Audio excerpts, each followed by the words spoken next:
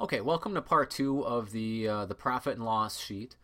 Again, I use this as a pro forma and a profit and loss. Difference being a pro forma is projected earnings and expenses versus a profit and loss would be your actual expenses and earnings. So whenever I'm looking at a laundromat for sale, I'm going to go back and with the offer to purchase, I'm going to ask for his last 3 years of taxes and all his income and statements and everything. I want to see what his profit and loss is, and I'm going to go ahead, and a lot of times they won't have a detailed sheet like this, so I'm going to go ahead and I'm going to back into all their numbers monthly.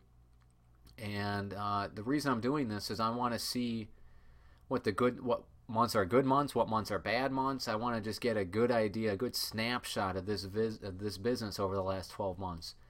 And then I'm going to go ahead and I'm going to do the pro forma end of this being projecting future income and expenses, and we can use that in our business plan as well, and we can take a look at with the changes we're going to make, how is that going to affect our bottom line. We're going to be able to see that with this sheet. So as you can see, I already made some entries for January. Let's go ahead and enter February just so you can see how this sheet works. So it's very simple. Let's say for February our income went up a little bit. It went up to 10,100. Hit enter. The box is going to scroll down. Our vending was a little better. So as you can see, when I entered the 10,000 here and the 900 here, I'm sorry, the 10,000 and the 900, we have a total of 11,000. But then also we have a year-to-date column here where it's giving us January and February's totals for each of those lines. So it's nice to be able to see, okay, yeah, this is what I did in January, this is what I did in February, but this is also my year-to-date. So we're going to go ahead. We also purchased some vending supplies, soda and chips and detergent for our vending machines. Those are what it costs us there. Education might be a seminar or something you went to for any educational purposes. Advertising is very important. Maybe you want to write off your car, or you have a delivery vehicle for drop-off laundry.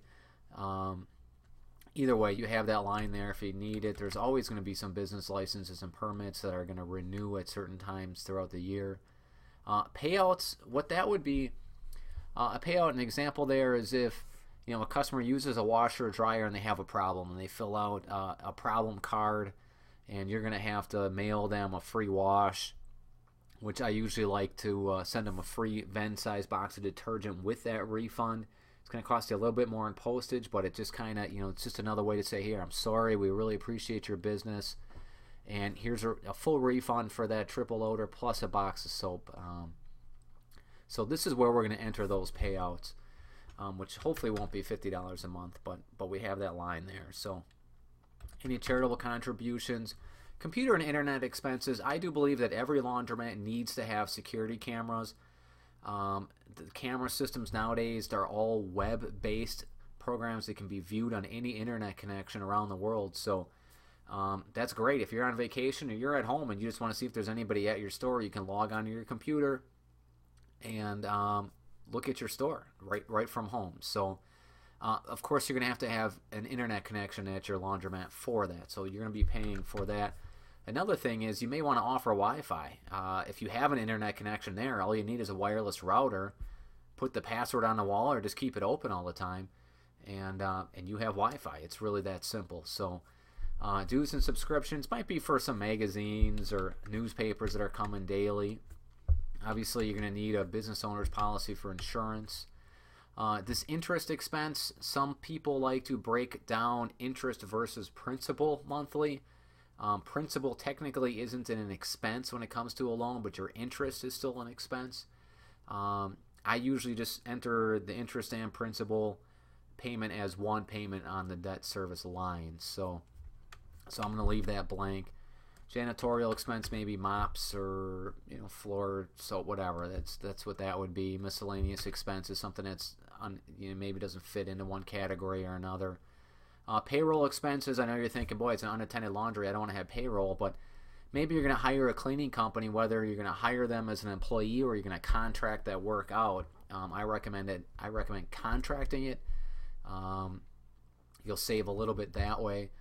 And so I don't want to clean my laundromat every day. I would prefer to go there once or twice a week for repairs and for collections and have somebody else clean the plates, and I'm going to go there and just make sure that they're doing their job. So maybe I'm paying $350 a month to have somebody come there for an hour a day every day. So maybe more or less. You need to back into a number that you're comfortable with. So postage to mail bills, professional fees, maybe you have an accountant or an attorney that's working with you, your rent,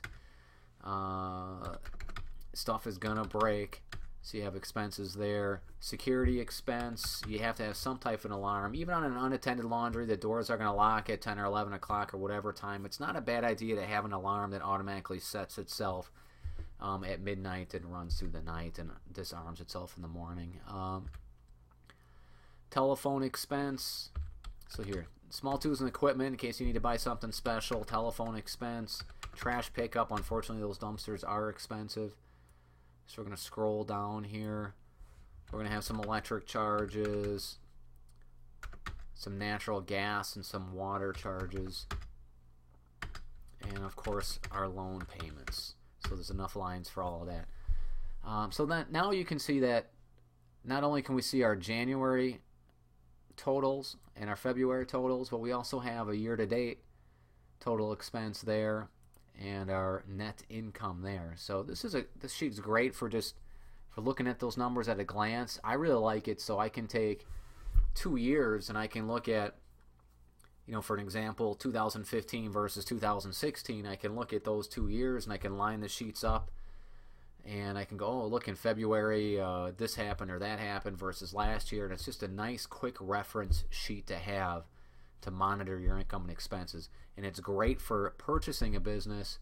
You're able to use this in your due diligence process and see what your expenses are throughout the year. You're able to quickly evaluate any weaknesses or any bad months or good months, and just whether or not this place is going to cash flow for you. Depending on what type of loans you might have, or maybe you're paying cash. So this is definitely another great tool to have, and hopefully I kept this short for you and kept you interested, and thank you.